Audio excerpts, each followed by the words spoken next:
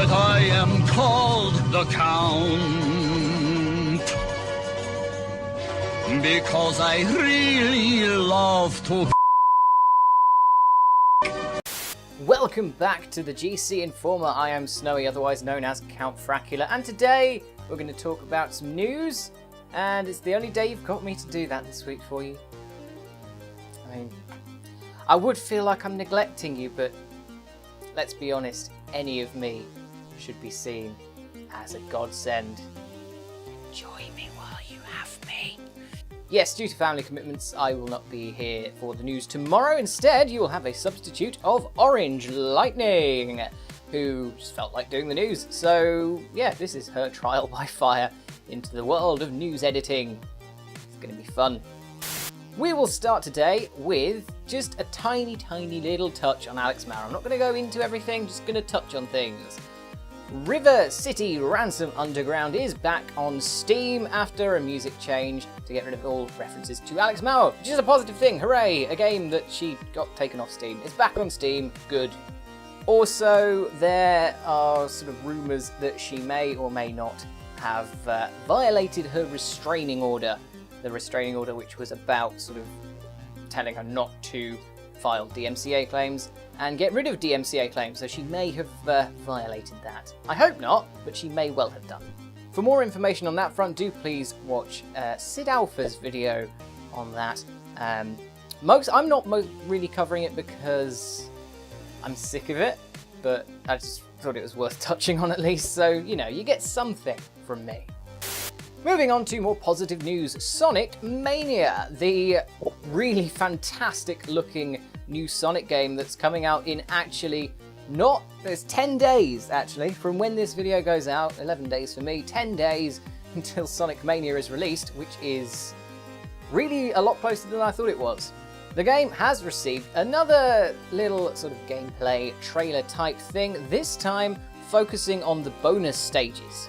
For those of you familiar with Sonic 3 and Knuckles, or any variation thereof, you will recognise these bonus stages very clearly because they are almost exactly the same.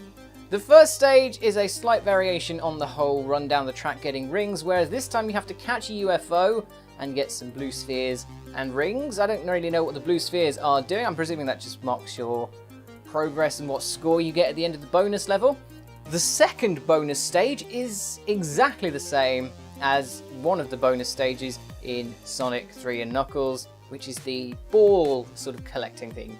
This is the one where you have to sort of run over like loads of segments of blue like spheres, turning them red, getting rid of all of them, collecting the rings, and you get a bonus if you get all of them, and the stage ends if you touch a red one by accident, that kind of thing. That one, it's that one.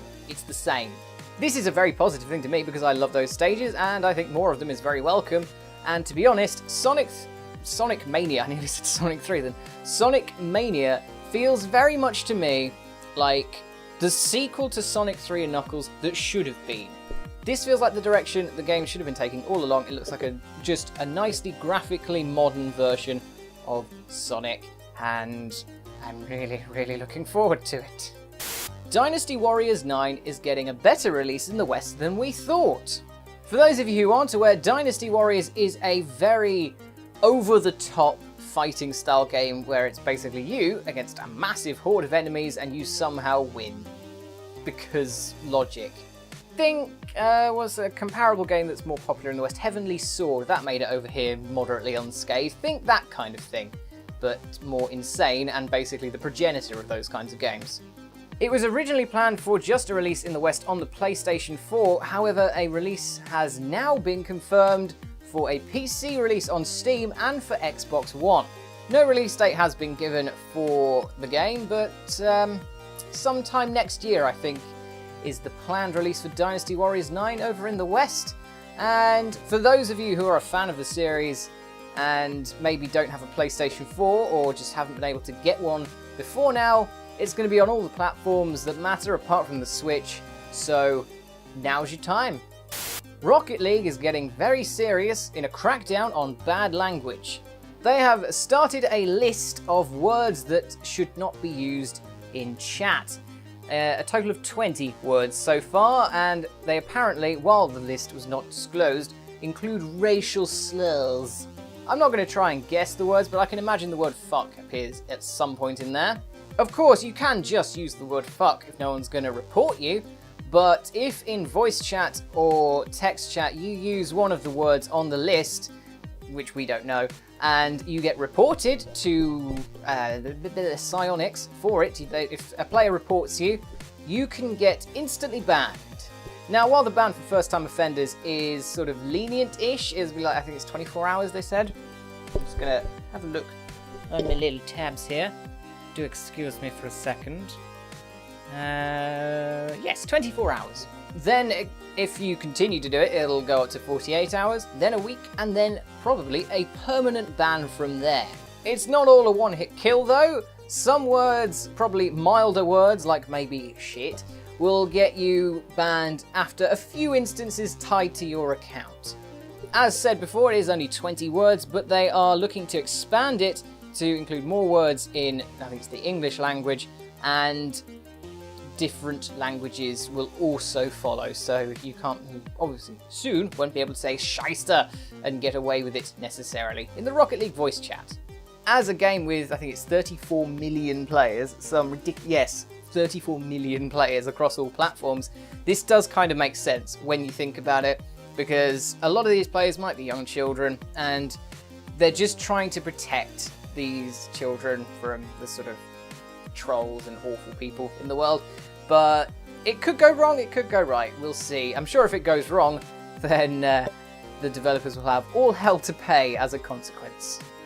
And finally, a little thing on the Destiny 2 beta. While this isn't something I would normally cover myself, this is more of something that's Max's domain, I thought that this was worth mentioning.